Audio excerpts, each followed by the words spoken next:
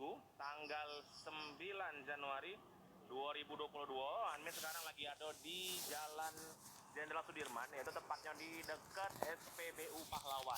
Nah, selain nak mantau cak mano kondisi e-tilang yang ada di sini, admin juga nak berbagi sedikit tips ya bagi macek-bicek yang tak pengen terkena surat tilang karena tertangkap melanggar aturan lalu lintas oleh kamera e-tilang.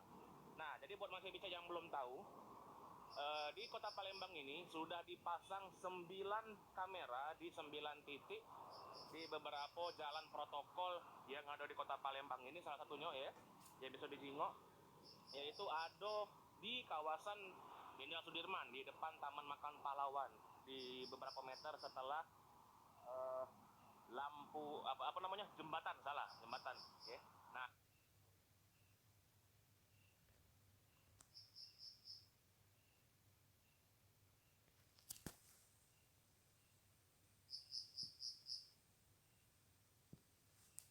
jadi buat macek-bicek yang tertangkap oleh kamera e-tilang ini ya, elektronik tilang law enforcement ini, kakek bakalan dikirimi surat tilang langsung ke rumah.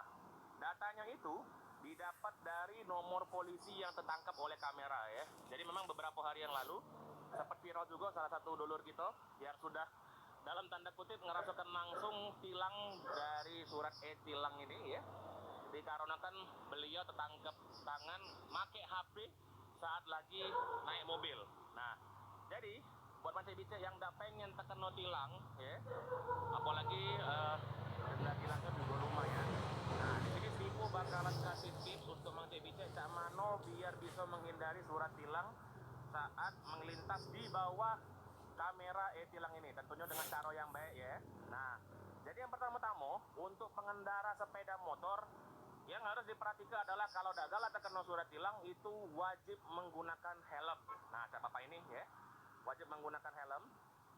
Dan helmnya juga harus standar SNI ya. Jadi kalau helmnya helm yang bodong-bodong itu berpotensi untuk terekam kamera dan dianggap sebagai penilangan ya. Jadi itu yang pakai helm bawa sepeda motor harus dan wajib pakai helm standar SNI. Yang kedua, kalau bawa sepeda motor ya, dihimbau agar pajaknya tetap hidup ya. Jadi di sini kamera e-tilang ini juga akan men-scan setiap nomor polisi yang tercatat di BG mobil atau motor masing-masing macek-bicek. Jadi kalau pajaknya sudah mati atau ketahuan pajaknya mati, maka bisa dipastikan setiap pengendara yang lewat akan dikirimi surat tilang juga ya. Jadi yang motornya pajaknya mati, hati-hatilah ya. Kak Bayu Saputra, di mana bos? Di Jenderal Sudirman mas, depan pom bensin. Nah, depan pom bensin Sudirman kami. Jadi kita lagi ngasih tips cak mano biar tidak terkena surat tilang ya.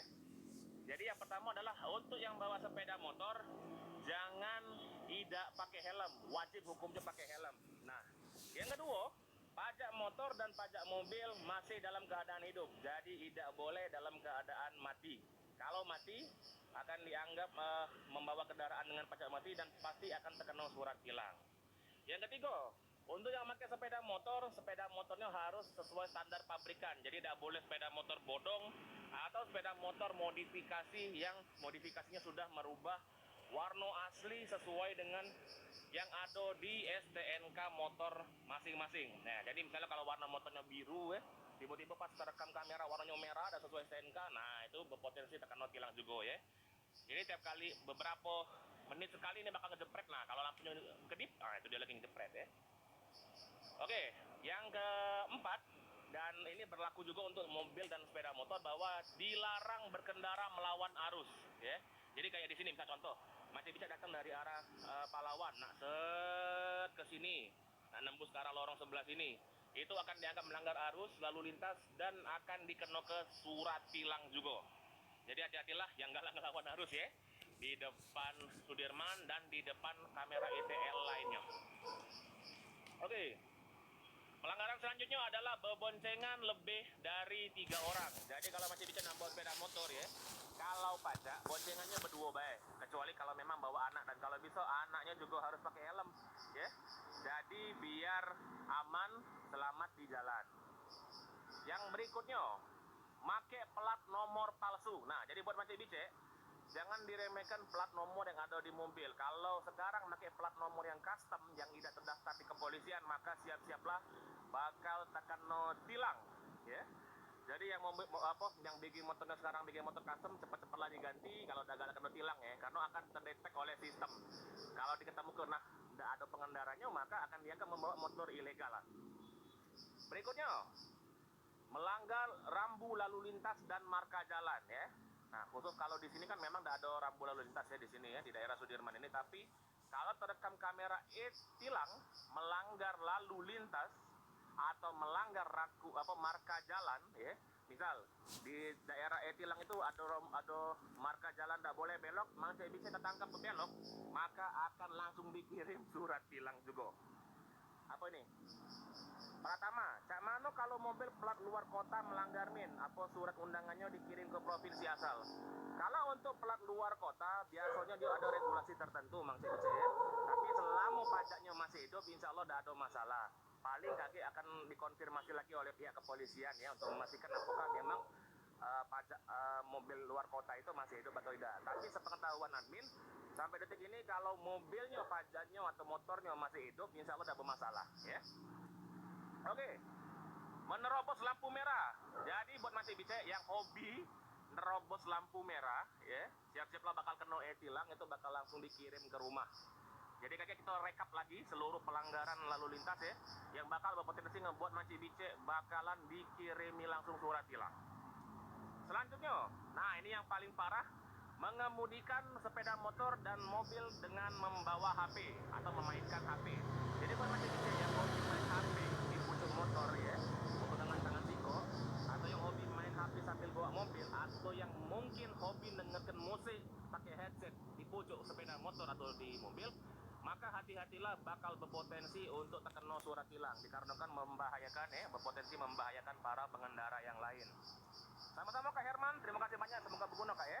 Nah, yang berikutnya adalah melanggar batas kecepatan. Jadi kalau Mas Bice belum tahu, tilang ini juga punya yang namanya kamera speed atau kamera pendeteksi kecepatan. Jadi kalau ketahuan ngebut atau bisa jadi berpotensi di pucuk 60 atau 80, kalau tidak salah batasnya itu terakhir yang admin tahu di pucuk 60 atau 80 km per jam, maka akan dianggap sebagai melanggar kecepatan lalu lintas. Jadi pelan-pelan baik kalau nak lewat di depan ITL ya. Kalau bawa mobil jangan pakai sabuk pengaman. Jadi kalau bawa mobil, kalau pajak ya, sabuk pengamannya dipakai, kalau jangan sampai tidak dipakai ya. Bahkan kalau bisa, kan sekarang beberapa mobil bagian tengahnya juga sudah ada yang namanya sabuk ya. Jadi yang di tengah juga harus pakai sabuk pengaman ya. Itu mungkin informasi yang bisa admin kasih. Jadi kalau yang baru nonton, baru bergabung, admin sekarang lagi ada di Jalan Jenderal Sudirman untuk ngelapor ke situasi lalu lintas di sini aman lancar ya. Tapi kami ada ngasih tips juga, Cak Mano biar Mas Bice tidak terkena surat tilang karena ketangkap melanggar lalu lintas oleh kamera elektronik tilang law enforcement. Nah ya, yang nyatet boleh ambil pena, boleh ambil kertas, admin ulang lagi dari awal biar sama-sama dapat lagi infonya ya. Jadi yang pertama adalah untuk yang bawa sepeda motor wajib pakai